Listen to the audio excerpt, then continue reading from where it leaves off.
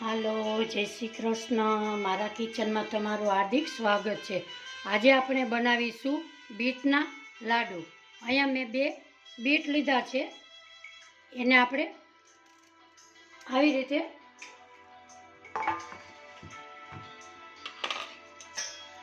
છાલ ઉતારશું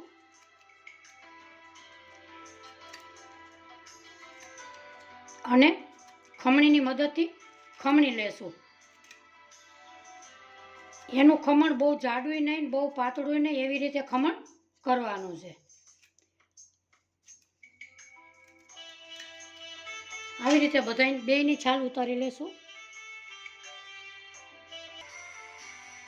અહીંયા મેં 2 બીટની છાલ ઉતારી લીધી છે.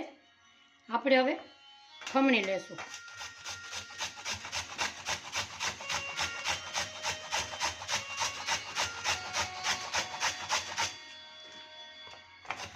બીટનો હલવો હોય તો હલવો કરવો હોય તો તમારે કરી શકો છો. આવી રીતે આપણે બીટને ખમણી લેશું. આ બીટમાં લોહીના ટકા વધે છે અને હેમોગ્લોબિન પણ ખૂબ જ વધે છે. આ લાડુ સરસ ટોપરા પાક જેવા લાગે છે. આવી રીતે આપણે બધું ખમણી લેશું. અહીંયા મેં 2 બીટ ખમણી લીધા છે. આવું ખમણ આપણે કરીશું. અહીંયા મેં એક પેન લીધી છે. એમાં ઉમેરીશું આપણે 1 ચમચી ઘી. આ ઓછા ઘીમાં અને ઓછી મહેનતમાં 15 જ મિનિટમાં લાડુ બની જાય છે.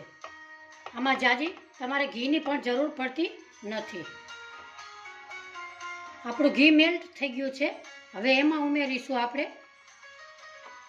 બીટનું ખમણ.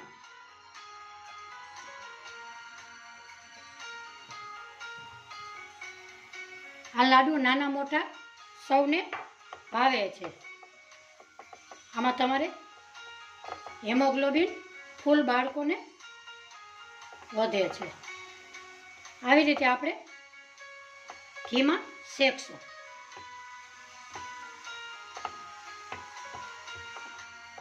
એકદમ આપણે સોફ્ટ બને એવી રીતે આપણે એને શેકી લેશું.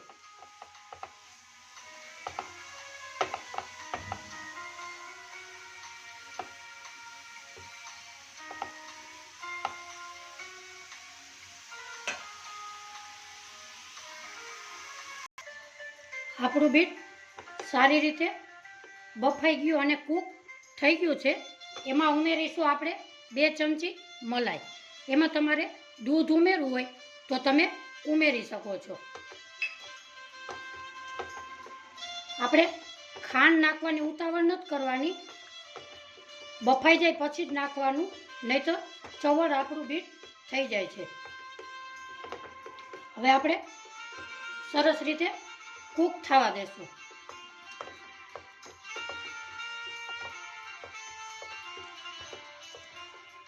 સારી રીતે એકદમ હલાવશું અને એકદમ સોફ્ટ કરશું.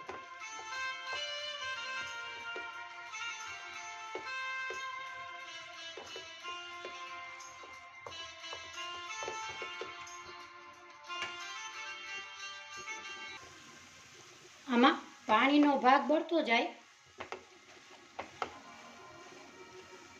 એવી રીતે સોફ્ટ થતું જાય છે. હવે આપણે ઉમેરીશું બીટ એકદમ ગળ્યા હોય છે એટલે એના પ્રમાણમાં આપણે અડધી વાટકી ખાંડ ઉમેરીશું. હવે ખાંડને પણ મેલ્ટ કરીશું.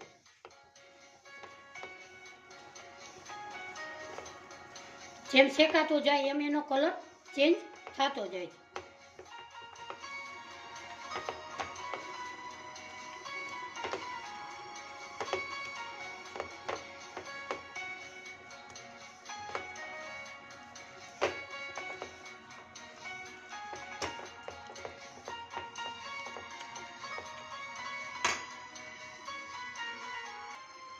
આપણે ખાંડનું પાણી એકદમ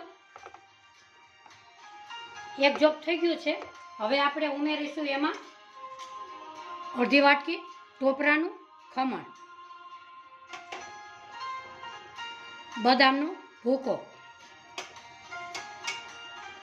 કાજુનો ભૂકો, સ્વાદ માટે એલચી પાવડર. હવે આપણે બધું મિક્સ કરીશું.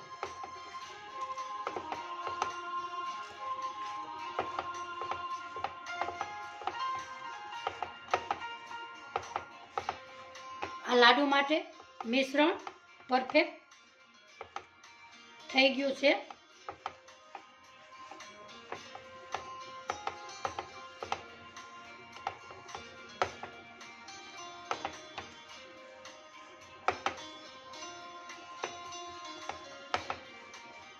હવે આપણે આને 2 મિનિટ ઠંડુ થવા દેશું. આપણું મિશ્રણ એકદમ ઠંડુ થઈ ગયું છે. હવે આપણે લાડુ વારીશું. આમાં તમારે નાના મોટા કેવડા વારવા એ તમારી ચોઈસ ઉપર છે. આપણે અવડા લાડુ વારીશું.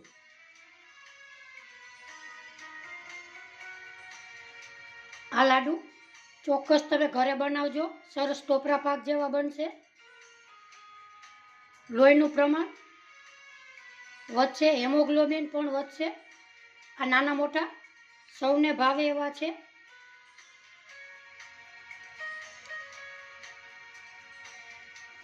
આવી રીતે આપણે બધા લાડુ વારી લેશું. શિયાળામાં બીટ સરસ આવે છે.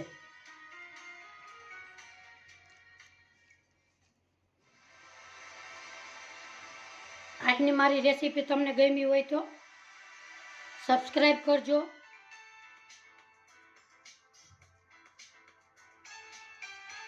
બેલ આઇકનના બટનને જરૂરથી દબાવજો.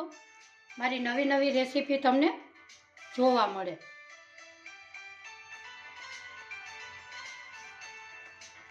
આવી રીતે આપણે બધા લાડુ વારી લેશું. અહીંયા આપણે બધાય લાડુ વળી ગયા છે. આજની રેસીપી મારી ગમી હોય તો મારી ચેનલને સબસ્ક્રાઈબ કરજો. ફરી મળીશું નવી રેસીપીમાં. આવજો.